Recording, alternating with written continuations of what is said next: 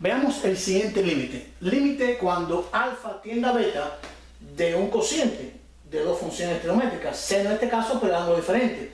Seno de alfa menos seno de beta son la diferencia precisamente de los dos ángulos, los dos argumentos, alfa menos beta. Esto es un límite trigonométrico. Como vemos, aparece involucrado la función de seno y el argumento que son ángulos, alfa y beta. Y entonces, vamos a ver cómo resolvemos este problema. Recordamos, primer paso.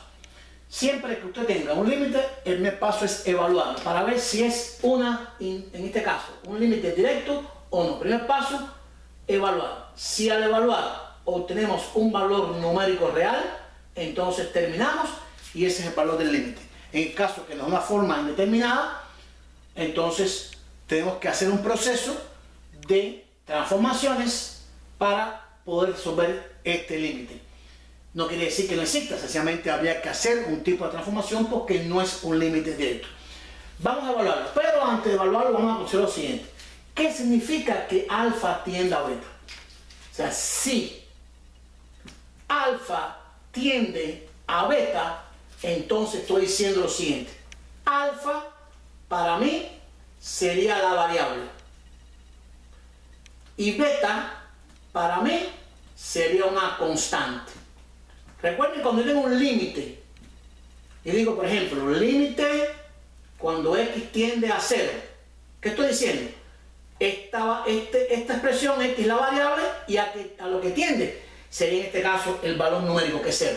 Por lo tanto, estoy indicando que si alfa tiende a beta, estoy diciendo que alfa es la variable y beta es una constante. Y recordemos esto importante, beta es una constante. Recuerden cuando derivemos una constante, que si la derivada de una constante sería 0. Por lo tanto, vamos a ver lo siguiente. Vamos a evaluarlos, conociendo que alfa es la variable y beta, en este caso, es a lo que tiende, que es el valor. En este caso sería un número, una constante. Vamos a sustituir. Nos quedaría alfa la variable tiende a beta, es decir, que alfa la vamos a sustituir por beta. Esto me quedaría entonces igual a seno de beta menos, aquí no puedo sustituir porque no aparece alfa, menos seno de beta, sobre alfa menos beta, pero alfa que tiende a beta, cambio alfa por beta, beta menos beta. ¿Qué ha pasado? Seno de beta menos seno de beta daría 0 y beta menos beta daría 0, que me dio una forma indeterminada. Por lo tanto, estoy diciendo que este límite no es un límite directo. No quiere decir entonces que si da 0 sobre 0 no existe el límite. Sencillamente, repito, habría que hacer algún tipo de transformación para poder resolverlo. Y precisamente en el caso que dé una forma determinada, podemos aplicar una regla de límites que es muy sencilla, que es la regla de Hoppeler. La regla de Hoppeler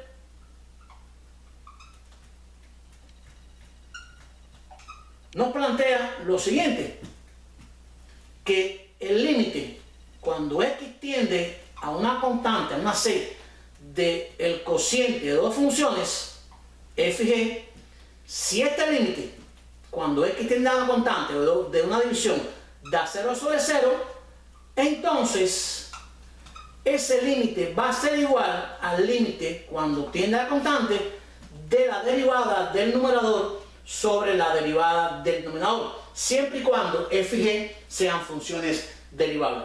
Quiere decir, ¿nos dio 0 sobre 0? Sí, nos dio 0 sobre 0. Por lo tanto, si me da 0 sobre 0, puedo aplicar la regla de Hoppeler. ¿Qué me dice? Que ese límite va a ser igual al límite, pero de las derivadas de la función numerador entre la derivada de la función del denominador. Entonces, puedo transformarla así de forma en el límite cuando alfa tiende a beta de la derivada del numerador, vamos a escribirlo completo, sobre la derivada del denominador. Esto no es la regla del cociente, no es la derivada del cociente, no, es la derivada del numerador entre la derivada del denominador. Esto me quedaría entonces igual al límite cuando alfa tiende a beta y vamos a derivar. ¿Cómo derivaría el seno de alfa? El seno deriva como el coseno de alfa. Recuerden la derivada de la función seno. La forma trigonométrica, la derivada del seno es el coseno. menos, y aquí viene el detalle importante que hablamos al principio. ¿Quién es alfa? La variable. ¿Quién es beta? A lo que tiende la variable, que es beta. O sea, beta es una constante. Si beta es una constante, el seno de beta es una constante. Y la derivada de una constante, ¿quién es? 0. Porque beta no es la variable, repite, la constante. Alfa es la variable. ¿Cómo deriva la variable? Como 1 menos. Y beta es la constante. ¿Cómo deriva? Como 0.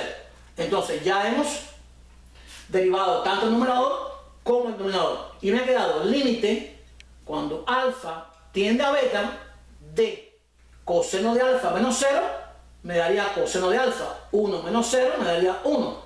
Esto me quedaría el límite cuando alfa tiende a beta, coseno entre 1 daría coseno de alfa. ¿Quién es alfa? Repito, la variable. ¿Y quién es beta? A lo que tiene la variable. Evalúa nuevo. Evalúa nuevo. ¿Qué hago entonces? Sustituir la variable por lo que tiende.